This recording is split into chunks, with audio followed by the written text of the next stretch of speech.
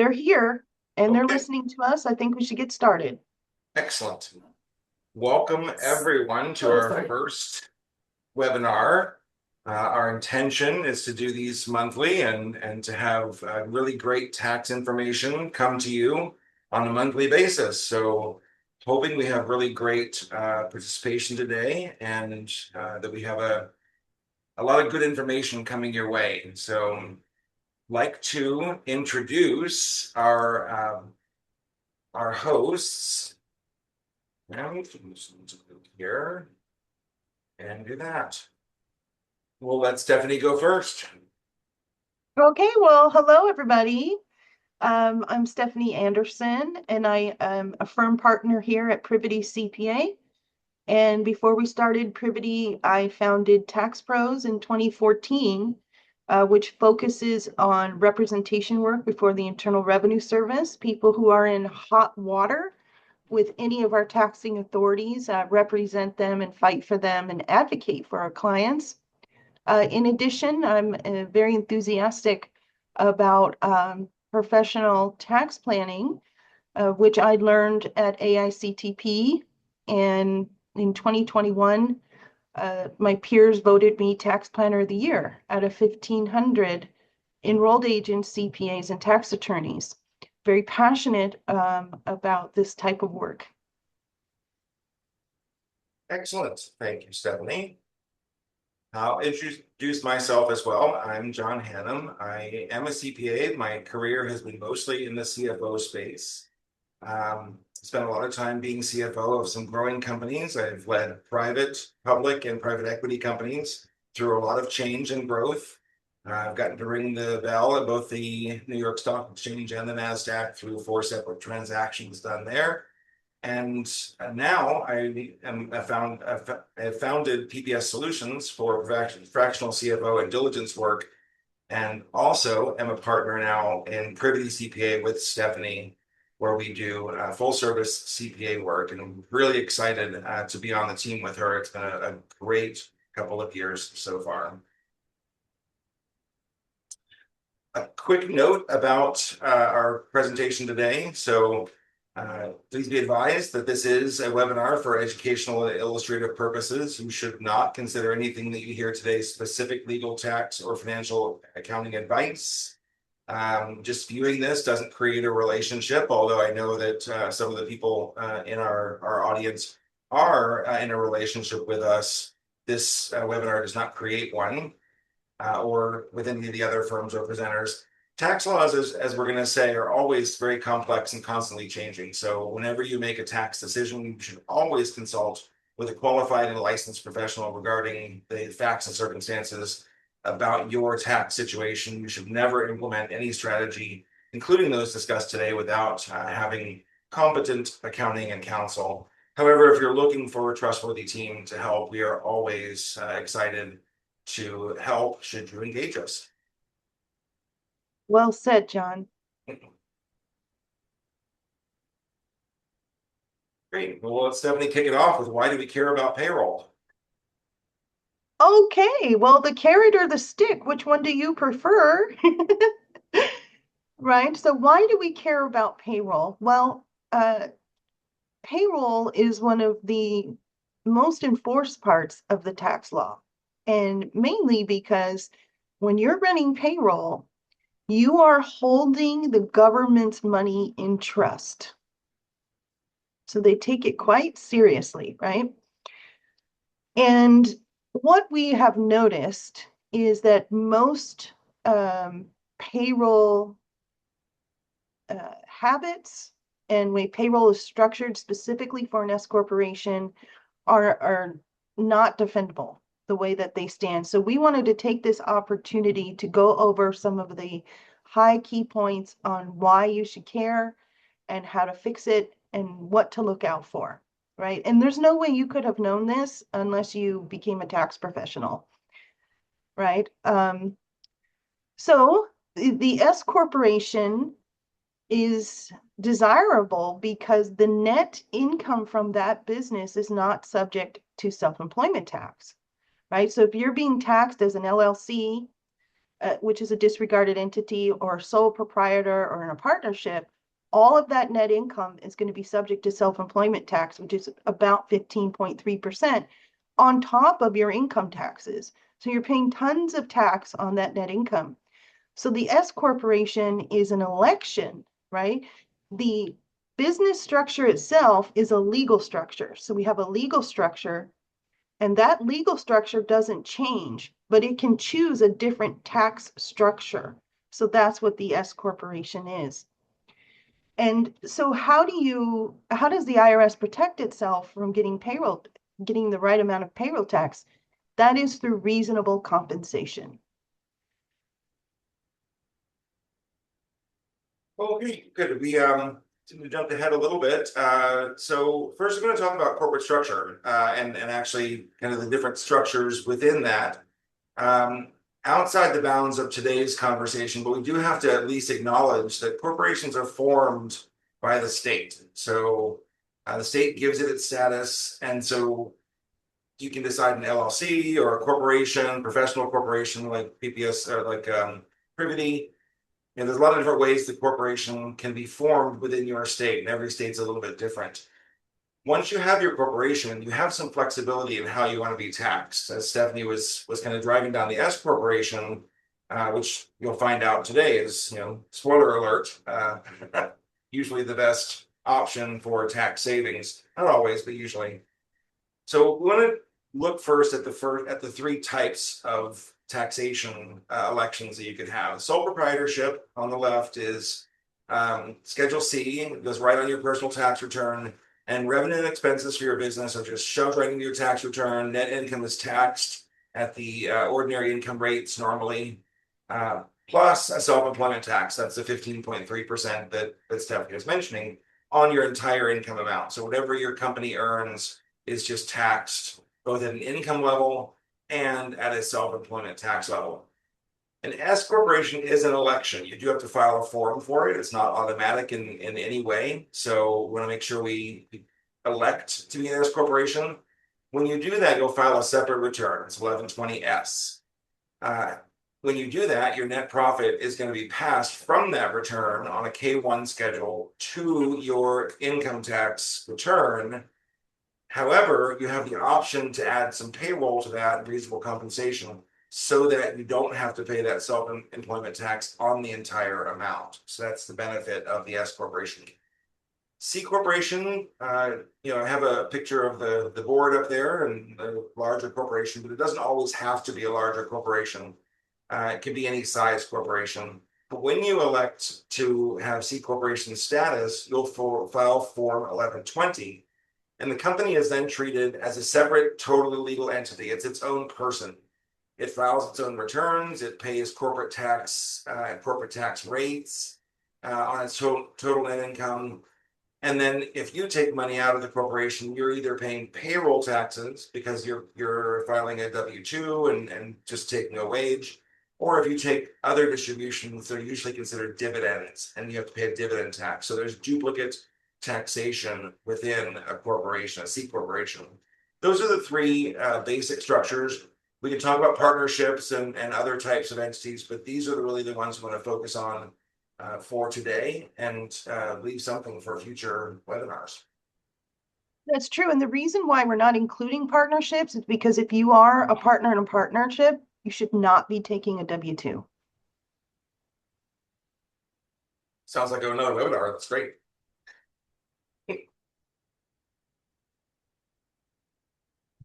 Okay, so S corporation income concepts. Income taxes are paid on all the income on your personal rate for the character of the income earned. Correct. Okay, so let's just keep it simple here. There are certain ways you get money out of your S corporation, and there's tax smart ways to do it, and and then there are other ways to do it. So if you get this down right, you will save a significant amount of money. So the business earns money, it all comes in through the S corporation.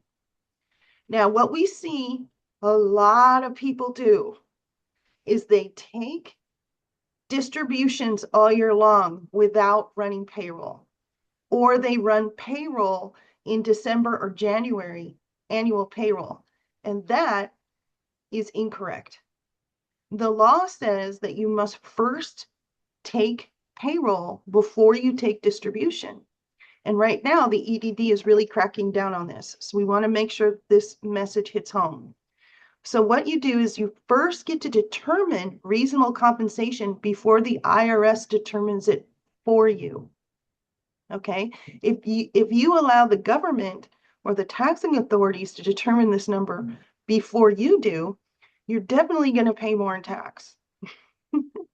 So we're going to go over today how that is possible. How can you determine reasonable compensation before the IRS does, right? So now you have your reasonable compensation number, your annual number. You're going to commit to a cadence in your payroll software program. And we're hoping the minimum is going to be quarterly payroll. So let's say your reasonable compensation is $50,000 for the year. You're going to split that up over 4 quarters. Right? Now that you have committed to this rhythm and this cadence and it's all documented, now you can take distributions. And once you can take distributions out of your company, and those are tax-free to the extent of your basis in the company.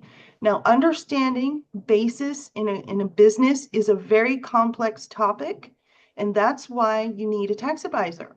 We can help you understand what your basis is and show you in like a layman's terms how to track basis. But to keep it simple for today's things, there's a form on your annual tax return called 7203, and it calculates basis annually. So you can kind of keep track.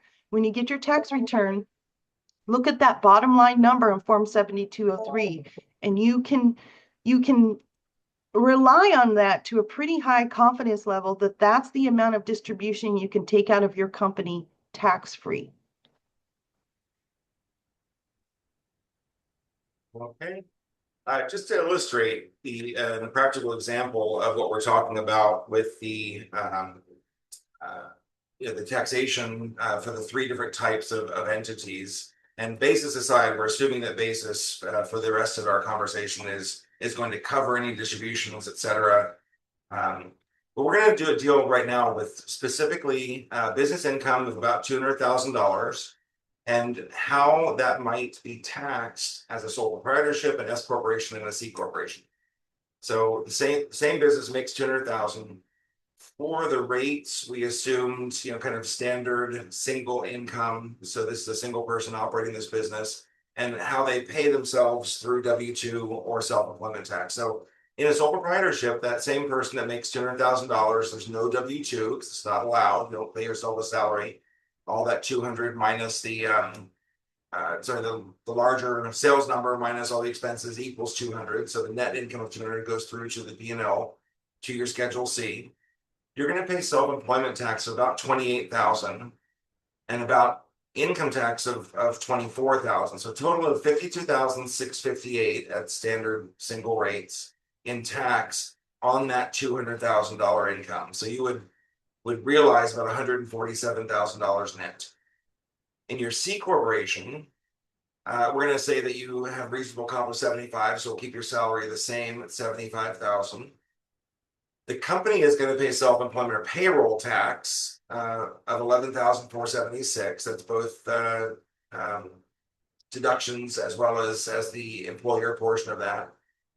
The corporation is going to pay tax on its profits of 25,000 itself, and then the owner is going to pay personal income tax on their income out of the company of 21,000. So total taxes paid in this scenario is 58,323.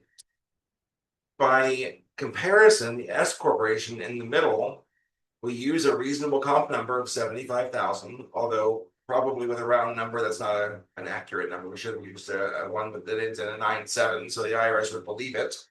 But 75,000 reasonable comp. You're going to pay the same 11,476 in payroll taxes, but you're going to pay a lot. There's no duplicate taxation. So your personal income tax and that's going to be 29,000 for a total of 41,107, or 17,000 better than a corporation, 11,000 better than a sole proprietorship. So in this case, the S corp really is the best option. Now, there are income scenarios where a C corporation or a sole proprietorship, probably not a sole proprietorship, where a C corporation may net a lower tax number, just depending on how the income is generated and how it's distributed.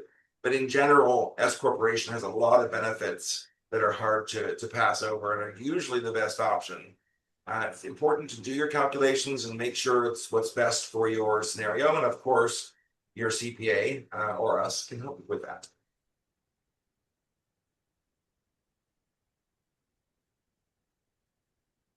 Okay, well, there are many myths around reasonable compensation, and I sure love talking about it. I could talk about this particular slide for 2 hours, but I won't do that to you today. There are many myths around reasonable compensation. And when we get in an S corporation return that was done somewhere else and that client is transferring to our office, we are required, every tax professional is required to ask for a copy of the last return filed. And I can tell you 99% of the S corporation returns that I get in and look at, can pick up, I can see what's wrong with it just right off the bat. There's no number under officer compensation on the S corporation return. That is going to be picked up by one of the AI projects that the IRS has. They've publicly stated that they believe 49.6% of S corporations are getting this wrong, and they have created an AI project to double check every single return. The world is different now. Filing tax returns is different now. There's no flying under the radar. So we want to make sure that all of our clients are protected. And this is a best way we can do it for our S corporations. So you will hear, we have another slide where we were going to talk about what some of those myths are, okay? But here, there's an abundance of tax law. There's an abundance of primary source citation around reasonable compensation. And here are the top 4 if you would like to look them up. But basically, the business can deduct a reasonable allowance for salaries or other compensations for personal services actually rendered. And that even though you are the owner of the company in an S corporation, you are legally classified as a W-2 employee. That's important. Revenue ruling 7444 gives the IRS authority to reclassify, right? To reclassify distribution. So earlier I talked about what so many S corps do is they take distributions all year long and then they run a payroll after the fact. Well, first of all, that's not contemporaneous. And you cannot go back and reclassify those distributions on your own and pay tax 6 months later. That doesn't make sense. It doesn't align. So what happens also if you have no reasonable compensation? The IRS can literally go back, take all your distributions, reclassify them as late payroll, and now you are going to have penalties and interest on late payroll tax returns. Imagine that 3 years old. We're talking a lot of money here, and this can just wipe out a business.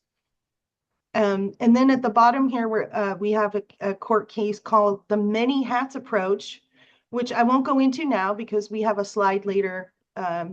But the many hats approach is what I commonly do when using a salary study for an S corporation officer. Okay, next slide. Excellent. A few different things we hear, as kind of Stephanie mentioned, we see a lot of returns from other CPA firms, et cetera. So we see a lot of what happens out there.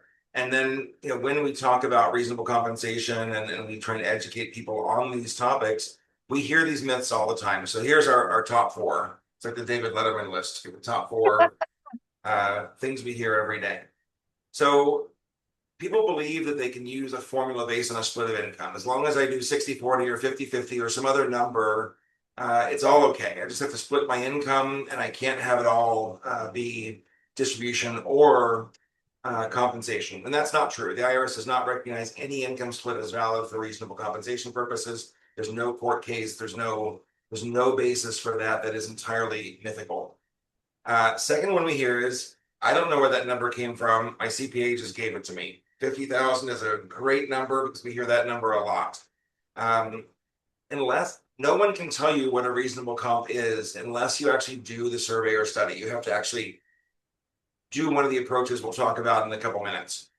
Um, One of the favorites is, I play pickleball with somebody in the same business, and they just told me what they use for their compensation.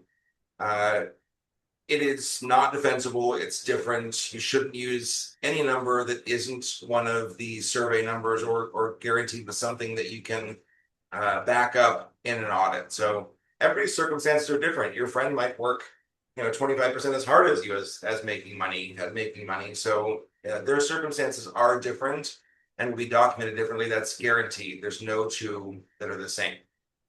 Uh, One of the last ones is a little bit different. It's not setting reasonable compensation, but using it at all. So if you have to take a salary, what if your business loses money? So you went from making money to losing money at some point.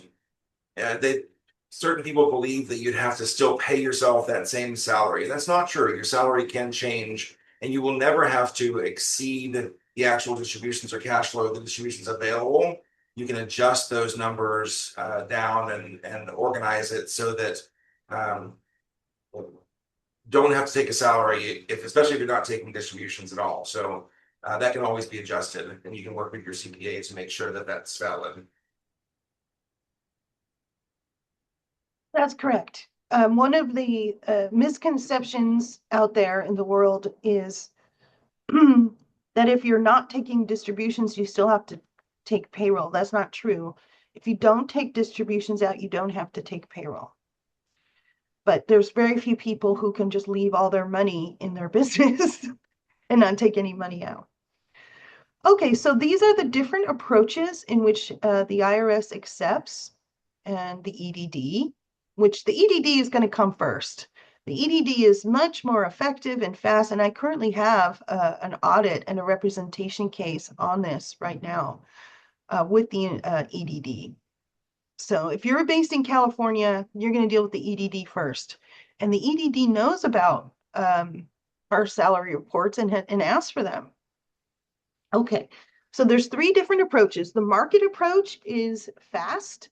It pulls data from the Bureau of Labor Statistics. It pulls data from all kinds of places. You have to put in your business activity code, your zip code. You put in a lot of data, and it will spit out a number and a nice report. But it's always higher than the other two approaches. So I don't tend to go to that one first. The income approach looks at it from the perspective of an outside investor, right? If somebody bought your company. But what we use most often is the last one, which is the many hats approach that was mentioned earlier on that slide. There are 38 factors that go into this. There's about a 20-minute interview where we're going to get down to the nitty-gritty on what you actually spend your time on, right? So I don't know if you are like accountants, but we all keep timesheets on what we spend our time on. And there's a lot of my time that's not, that's from a firm owner's perspective. And the firm owners wear many hats. Business owners wear many hats. They do all the things, right? So if you think about the different roles that you're playing in your business, some of them have lower, I'm going to say, fair market value of wages, right? Then perhaps the service that your company is actually providing. So if you're an architect wages are going to be high as opposed to maybe some of the other functions in that business, ancillary functions. Those are going to be lower. So if we use the many hats approach and we understand how you're actually spending your time, we can keep that reasonable compensation down and we can defend that number, right? So if you're an S corporation officer and you want to keep your reasonable compensation down as legally possible to pay the least amount of tax. And we have a slide later where we show situations when you wouldn't want to do that. But in general, if you're making the S election, you're doing it to save tax, right? And this is how you make the most impact, but make it defendable. Okay, next slide. So now that we've talked about reasonable compensation and made you believe in the idea of reasonable compensation, I want to give you a few different scenarios where you might disregard or want to change that number from what the IRS defensible number is to something else. So a few other things you just want to think about. So in retirement contributions, you have SEP IRAs and solo 401ks that are specific to entrepreneurs that are tied directly to your W-2 compensation. You won't be able to contribute to your SEP or solo 401k unless your wages from that company are higher. So you may want to, if you want to put some more money away for retirement or something else, adjust up your reasonable compensation. There is a dance with the QBID or QBI, qualified business income deduction, as well. So that's a deduction that you take on your business income on your personal return, and it is limited to 50% of your W-2 wages. So at a $50,000 salary, you'd be limited to 25% or $25,000 of QBI. So QBI could be limited if you're a high earner in your business, but pay yourself a low salary. You want to balance those things so that you can actually make the most of both deductions. You might want to increase your reasonable comp just to get the QBID deduction if it means lower taxes. So there's a dance there that happens. Personal borrowing power, not you can still use your K1 earnings normally to borrow money to get a mortgage or a personal loan, etc. But the banks do look at W-2 earnings differently. So especially if you're thinking about a major house purchase, you may want to adjust your W-2 earnings for the couple of years before that just to see. You can work with your bank to make sure that how they look at W-2 versus K1 earnings, but there could be a reason that you want to increase your personal borrowing power by changing your W-2. Of course, you're going to pay more tax. That may be worth it to you. To a lesser extent, all of your Social Security, disability, parental leave, state rights, those types of things, both private and your state mandated programs base their payouts on W-2 income. So you will have less Social Security, for example, if you don't have a higher W-2 income. I'm not sure that's a major factor in your scenario because your business income, hopefully, the retirement income that you put away separately should eclipse Social Security if you're doing it right. So, but they are factors, right? These are other reasons you might want to change your W-2 earnings.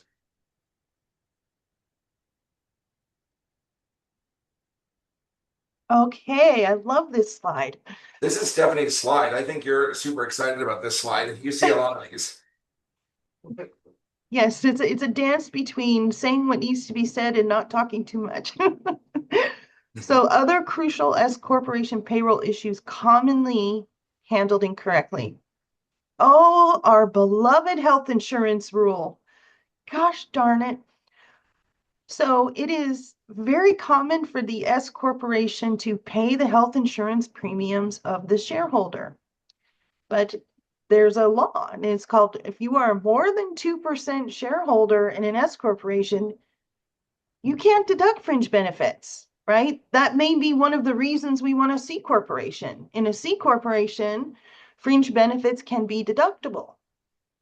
So, but in an S corporation, they are not. So what you have to do, and a lot of payroll systems even have these features, but I never see anybody using them. I go in there and I fix it and I make it work. But let's say your health insurance premiums are $1,000 a month, or soon to be $2,000 a month. I don't know. It's going to be a big number. Let's just go with 1,000 because that's easy. So the company pays that $1,000 health insurance premium. Now, and then you run payroll at the end of the year in December or January, which is incorrect. The health insurance is nowhere on your W-2. Now we're into March. That tax return is due March 15th. We pick up the payroll records. Uh-oh, I can't deduct this number anywhere. So it makes it non-deductible. It has to be a part of your payroll system, and it goes in box 1 and box 14 of your W-2. It is not subject to Social Security, to FICA, to Medicare. It's not subject to that, but it is subject to income tax. So there's a very delicate way in which to handle it. Here's the awesome thing, though. Let's say we get that handled correctly in payroll. Now you have a $12,000 more deduction from your business. And that $12,000 that's allocated to health insurance counts towards your reasonable comp number. So if your reasonable comp is 75,000, you get to reduce that by 12 and pay yourself the difference. It's tax advantageous and tax smart to handle it that way. If it wasn't done in the W-2, well, now I have to amend your payroll in the middle of March, which is brutal, right? That is the highest stressful work time for any tax office because all the business returns are due March 15th. The last thing you want to do is amend payroll. So you could have mistakes. Plus, the government does not like amending payroll later after the fact. They want everything contemporaneously. And it's going to take them a long time to process that corrected W-2. So now we're dragging out your tax situation, all because this wasn't handled correctly at the beginning.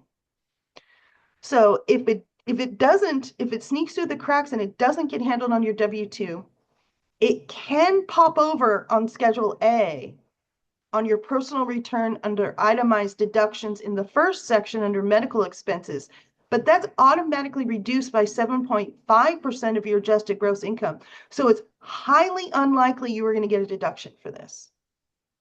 Okay, so you can see I feel strongly about this because I've had to fix it so many times.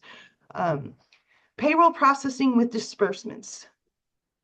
Okay, the IRS and states want your payroll to actually be paid to you, not an afterthought or reclass of distributions. Okay, the EDD is going for blood right now on this one.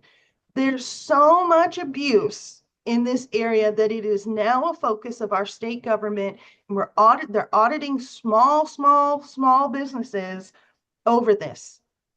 They want payroll every single quarter. If you file 3/4 of payroll tax returns with zero payroll and you put all your payroll in quarter 4, that's a problem. You have to set up a commitment at the beginning of the year and do it correctly. That's a quarterly payroll reporting. I have an active audit on this right now. Okay, expense reimbursements. Did you know that there's no way to deduct a home office in an S corporation? Yeah, a lot of people don't know that, but there's no defendable way to do it. You'll see it on the tax return, but that doesn't mean it's defendable under audit. And did I mention that the IRS has 100 AI projects now to catch all this mess? So the only way to deduct the home office in your S corporation is through an accountable plan. But in addition to that, anything that you spend on your company from your personal credit card, your personal bank account, cash out of your pocket, that S corporation can reimburse you for all of that, assuming it's already a legit business deduction through the accountable plan. And travel expenses are, an audit risk. Auto and travel are a high audit risk in a business. They tend to do no change if it's coped with through the accountable plan. So this is great news for S corporation officers because they want to use their personal credit card to get those business miles, right? When they're traveling for business. But as on my personal credit card, that's not a part of my books. How do I do that? Sure, people just do it anyway. They just take the money and they do it, but that's messy and not defendable. So if you are an S corporation officer, definitely look into the accountable plan because you are really missing out on a lot of deductions and, you could have a change under audit because it wasn't done correctly. All right, next slide. With the accountable plan too, it's something that we can help you with. So there's some requirements to make sure that you actually have documented your plan and put that in. You can't just say I have an accountable plan and write myself checks. So do set it up correctly and make sure that when you have your meeting with yourself every quarter, it's in your minutes. So That's right. It's a safe harbor every 120 days. You don't want to exceed 120 days. Awesome. So now that we've learned about owner payroll and compensation, reasonable compensation, all the reasons that you should have payroll, whether you have employees or not, let's talk about just general payroll and the idea of paying people for their service. So no matter whether your team is one person besides yourself or millions or hundreds of thousands, it's very important that we pay people correctly and that we have a payroll system that ensures compliance. So a few different benefits. This is just an intro slide to our next section, which is payroll. You should experience these benefits of a payroll. You can lower your operating costs. We can be very efficient with both your cost for the payroll system and looking at your personnel costs. You can survive audits because you have documented proof that you paid people, etc. You can avoid labor issues or claims, fines, all of that if you pay people properly through a system. You can actually support business growth. Adding payroll usually means that you are growing your business. So you watch your payroll system and process grow through adding people. That's a benefit. And a good payroll system, especially if it's something the employees like, maybe self-service and builds something in for them, can build culture and morale. A bad payroll system can, like, oh, these people don't care. They have a terrible payroll system. They don't care about paying me, or, it really kind of destroys the culture. So all of these are benefits that you can get out of running a clean and wonderful payroll. Okay, choosing a payroll system. We help clients do this almost every single day. This is a part of a lot of our client conversations, something that both John and I can talk about at length. Not that you want to hear at length on this topic, but basically, ADP is a powerhouse. They issue it's 1 out of 6 or 2 out of 6 paychecks in America, which I find ironic because it's mostly processed outside the US, right? And people don't like that idea, but it's happening. Um, and then we have paychecks, we have Gusto, we have QuickBooks, we have uh, everything. There are so many choices. And being the person that needs the payroll reports to do the accounting and the tax return, I have preferences where it's easy for me to get that information and make it less painful on the client. So you have a lot of things to consider here. How many employees do you have? What's your structure? Where do you want to go? What features do you need to run in your business? Do you have a retirement plan that integrates with that payroll system, right? Like my retirement plan is not integrated with my payroll system. So every single week I have to set aside time to do all of that manually. Is that important to you? And how much does it cost?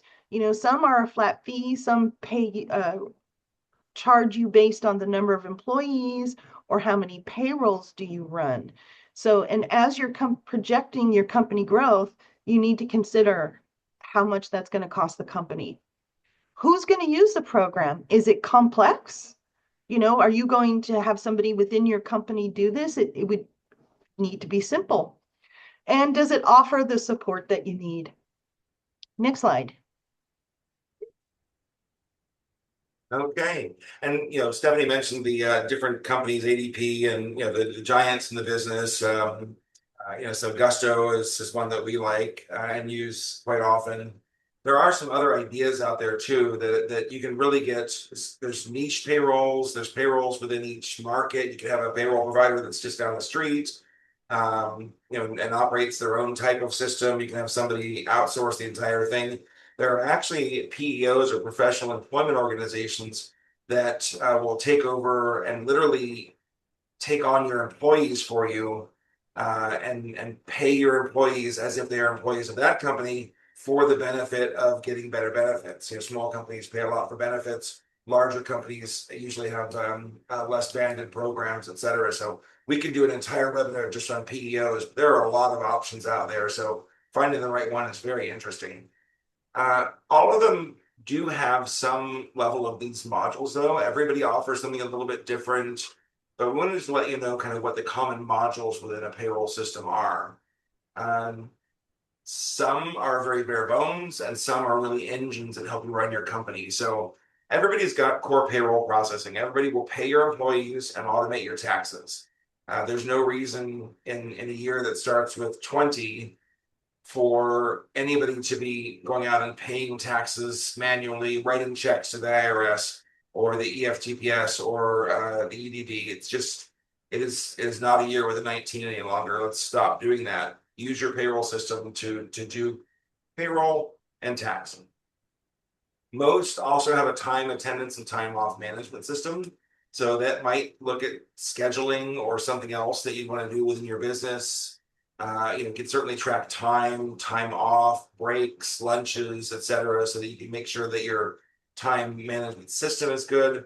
Time off management, your programs for vacation, paid time off or PTO, sick. In California, sick is mandated by the state. Vacation attributes like caps and not being not use it or lose it. Those are all California mandates as well. So your payroll system based on your location will help you manage all of your time, attendance, and time off management. Super important that you do that and you tell it where it's at. You can also integrate with your benefits administration. It'll take out your 401k or simple IRAs, anything you want it to do with your benefits, health insurance. It should help you with that. You might have an employee self-service module where people can change their direct deposit information, update their tax W-4 information, so they're taxed a little bit differently, change their 401k options, etc. They could probably use that system, the onboarding system, like a checklist, an onboarding checklist, verification of previous verification of maybe immigration status, I-9, etc., and any compliance issues. So they're going to make sure that you filed the right forms in each state, gotten the right information in for each new person that you bring on based on that person, based on your location. So, for example, with a diverse workforce, especially if you're hiring across the states, you might need to register in a new state if you take on an employee that's in a different place. So, all of that compliance is pretty, it gets robust. That's a module within your payroll system that can help you do that. And some actually offer limited HR support that might look like making policies, handbooks. Gusto, for example, for our firm, actually generates our handbook every year, so we can tell it what policies we have, and it generates the handbook. It helps us in hiring and onboarding so that we use that checklist. And also, if you do have a termination issue, a lot of the companies will offer some limited HR support so that you can make sure that you're doing that with less risk. Of course, there is insurance, EPLI, employee practices liability insurance that's available to mitigate this risk as well. But it's nice to get some support from your payroll system as you're doing these things that you probably don't do very often. Hiring and firing is hopefully a lot less than just processing payroll. I'd like to talk about the tax automation part, only because in our resolution department, we've had a handful of cases, intense cases, where the company fell behind on payroll taxes for years because they thought the payroll tax was getting paid.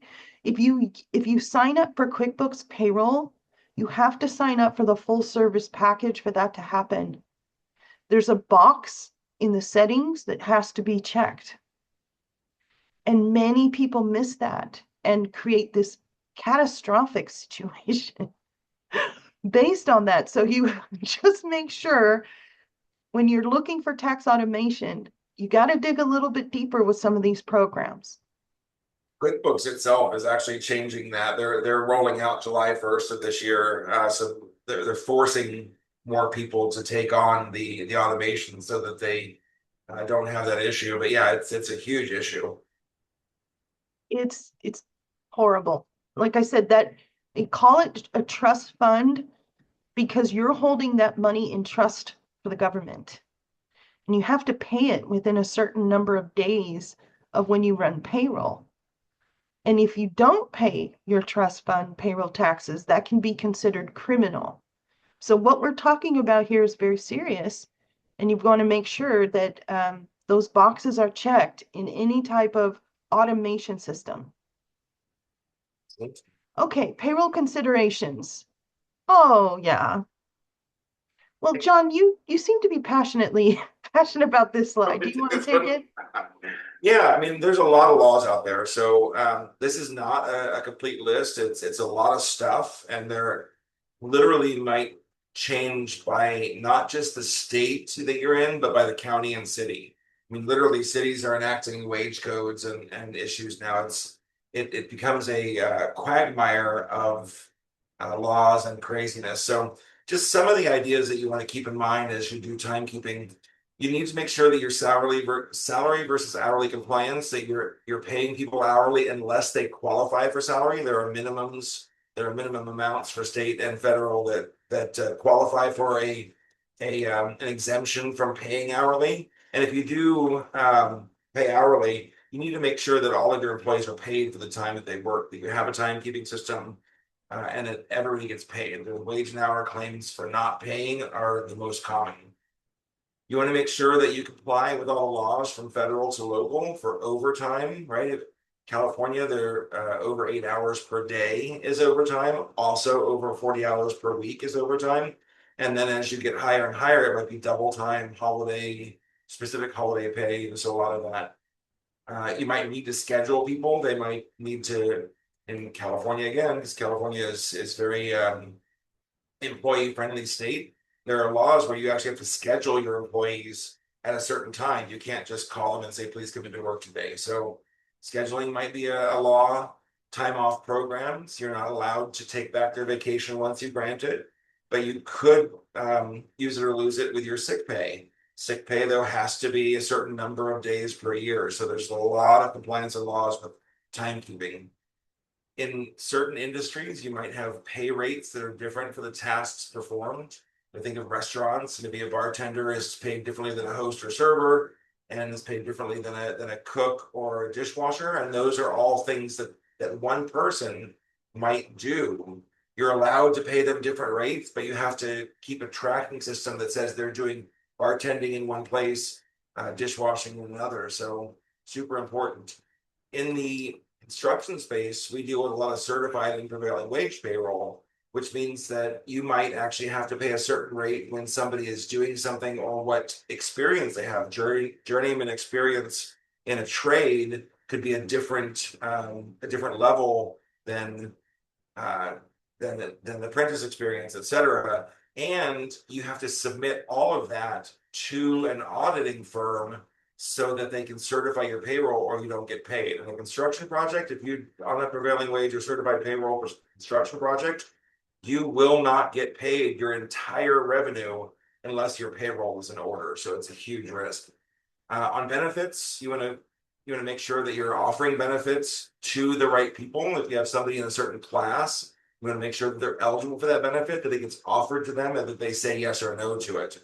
And make sure that your class application for benefits eligibility is documented, part-time or full-time, seasonal, non-seasonal. These are all things that we need to make sure that you offer the benefits to everybody who is eligible for those benefits according to your program.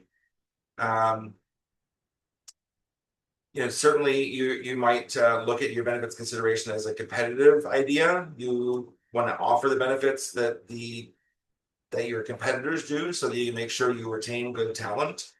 And you also have to make sure that your paid time off policies and accruals are documented. You have to actually have an accrual on the books for your vacation liability, your PTO liability, for example. Some HR considerations that you might want to look at with your payroll. Hiring decisions, who do we hire? How do we hire them? How do we get resumes, et cetera? Independent versus employees, independent contractors or 1099s is a huge thing. Is this person constructively an employee? There are so many cases of this within the California, especially within the courts. So many different things, rules to classify people as independent contractors or W-2. A lot of the payroll systems will actually work with independent contractors as well. You can pay your 1099 employees, and it'll help you track for 1099s at the end. When you fire somebody, you'll definitely want to mitigate any risk of that by having performance evaluations, et cetera. You're making sure that you're compliant with any laws about terminations. Final paycheck requirements. If you fire somebody in California, you need to literally have their paycheck when you do that, so that you can they leave with the paycheck. That's required. Otherwise, you're going to owe them 3 extra days of wages, and that gets expensive. You want to make sure your policies are documented and all your documents are within your system. And you can even use your payroll system or your HR system for performance management, right? How do we look at performance annually? How do we give raises or not raises? How do we manage people's performance? I mean, some will allow you to actually use things like performance improvement plans, et cetera. So it's a lot of considerations when we talk about payroll. There's a lot of laws, a lot of things we want to look at. These are just a representation that I think we need to look at.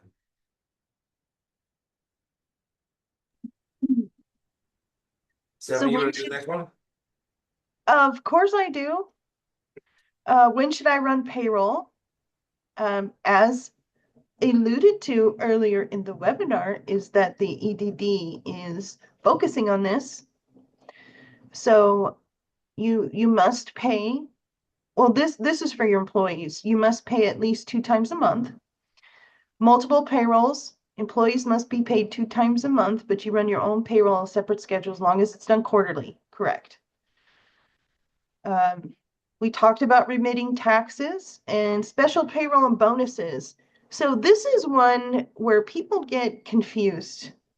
I get so many questions, calls, emails, chats, texts over this last bullet point. I want to run a bonus. How do I do that in my payroll software program? Okay, no matter which payroll software program you're using, it's going to have off-cycle payroll, bonus payroll. It'll have all these different names, right? Based on whoever designed that software program. Just pick one. Here's the deal. When you get that W-2 at the end of the year, it's all in box one. It's an aggregate number. Now, we do have that overtime deduction, things like that, but overtime would be more tied into your timekeeping system, right? So the other thing is people ask about changing the withholdings for a bonus check. Let's say you're going to get a $25,000 bonus check. That employee is probably going to say to you, don't withhold as many taxes, or don't take my retirement contribution from that. You want to pause for a minute and double check. There could be limitations in that area, and it's on a case-by-case basis. So much of tax is the facts and circumstances specific to that situation. So when you contact your tax advisor and you say you have a 5-minute question or a quick question, more likely than not, you're going to be met with questions from your tax advisor, because we have to find the facts and circumstances specific to that situation in order to answer your question, right? So those are just some things to consider when it comes to extra payrolls or bonuses.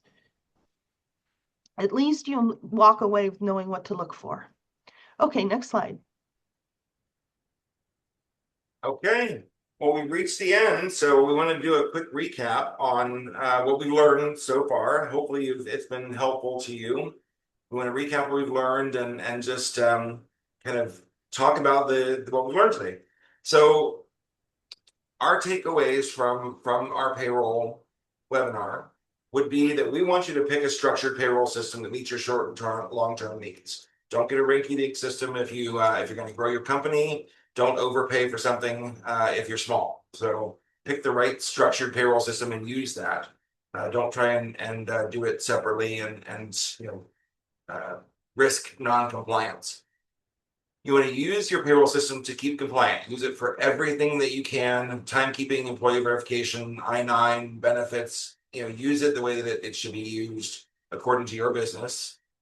And of course, let your system handle the payroll tax, but that doesn't absolve you from responsibility of paying the payroll tax. You just shouldn't be. The number of firms that we see actually going out and making manual payroll tax payments is higher than it should be. You want to integrate it with your accounting system for the best results. So you might integrate it with QuickBooks or Xero, whatever you're using for your accounting. That way you don't have to take that information and enter it. It's going to help you map those things over and be better at year end for your accounting, help you understand your accounting better. Definitely need to document your reasonable compensation so that you can avoid audit issues. That's hopefully we've given you a lot of good information about that. And you want to make your distributions to yourself match your payroll. So pay yourself the payroll and your accountable plans separately, and then just take your distributions out as you need to, either regularly or lump sum. It does not matter. It just matters that your distributions for payroll match the payroll, and that you're giving yourself the accountable plan distributions as well. And of course, hopefully we've left you with total best practice of reaching out to us if you need support with any of your payroll challenges. As part of our tax service, as part of our accounting services, we interact with payroll a lot. We do process payrolls and help people actually do their payrolls, but more often than not, even if they're doing payroll themselves, we can support you through that and help you to use your numbers for the force of good. Any questions on that? I want to thank you for your attention today and appreciate Stephanie for giving us all the useful information as well. I know we've really used up most of our time, but please do contact us if you have questions or if you want to reach out to us for any reason. Did not put the emails on here, but our two offices, Thousand Oaks and Long Beach. And you can reach us at john@privitycpa.com and stephanie@privitycpa.com. Stephanie, anything else you want to address before we sign off? Thank you for listening. Please make tax smart decisions. The irony here is that if you follow the tax law and you follow the rules and guidelines, you pay less tax. I'm Awesome. all about that. Well, thank Thank you, you. everybody. We'll put this online for anybody who couldn't be there, and please reach out to us.